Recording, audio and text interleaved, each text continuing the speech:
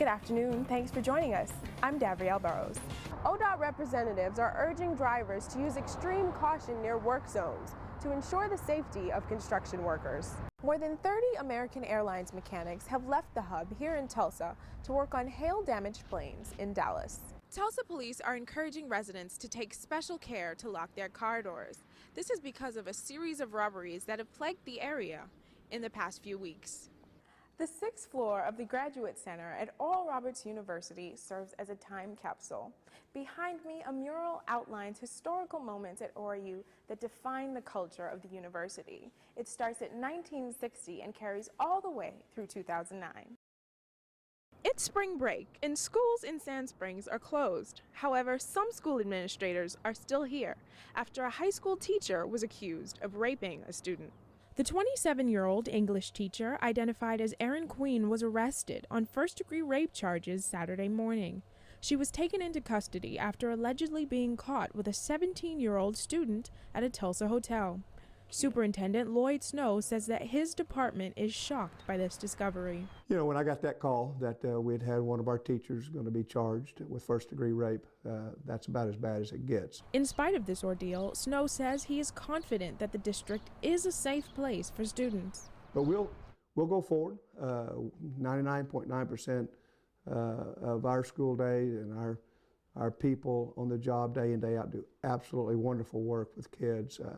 You know, I have children and grandchildren, and this is a great place for kids. And it's just unfortunate we have this incident in this circumstance.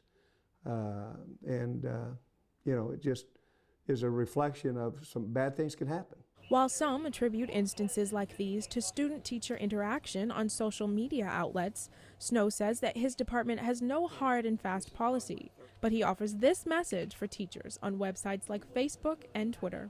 Better use caution, you better be careful, and you better be responsible, and you better be ready to suffer the consequences. Davrielle Burrows, News on 6.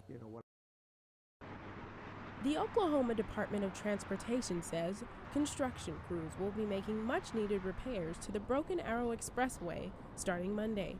The project is scheduled to last 8 months, and ODOT spokesperson Kenna Mitchell says the primary motivation is safety.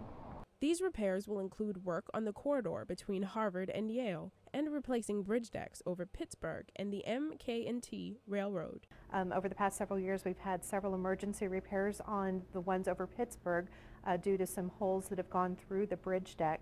So we need to get these bridge decks replaced. ODOT representatives are urging drivers to use extreme caution near work zones to ensure the safety of construction workers. Crews will be right there, so it's another work zone that drivers will need to look out for. And drivers have mixed reviews about more construction. I mean, I don't know the reasons behind them having to do it, but it's been consistently annoying. I think all the bridges around here are kind of not in the greatest condition, so I'm actually for it. Mitchell says the project will cause slowdowns. Motorists should try to find a new route or prepare to spend extra time in traffic during peak hours. Davrielle Burrows, News on 6.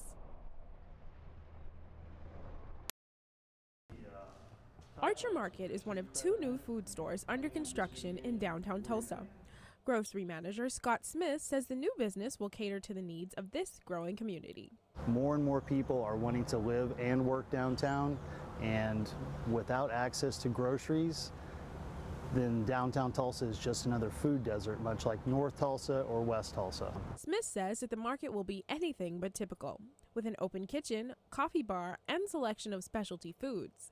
And he says it's all in hopes of making residents more comfortable. We really see ourselves as being the downtown convenience spot. You may not be able to come in and do all your supermarket type shopping, but we do believe that you'll be able to come in and get the ingredients to make a meal from pretty much any cuisine around the world. Local business owner Mary Beth Babcock says that she can't wait until the new stores open. I live 6 blocks away from my store, so it's very, very exciting to finally have a grocery store where we can just go, I mean, quickly, you know, right as soon as you get off work, you run to the grocery store, I need some eggs, I need some bread.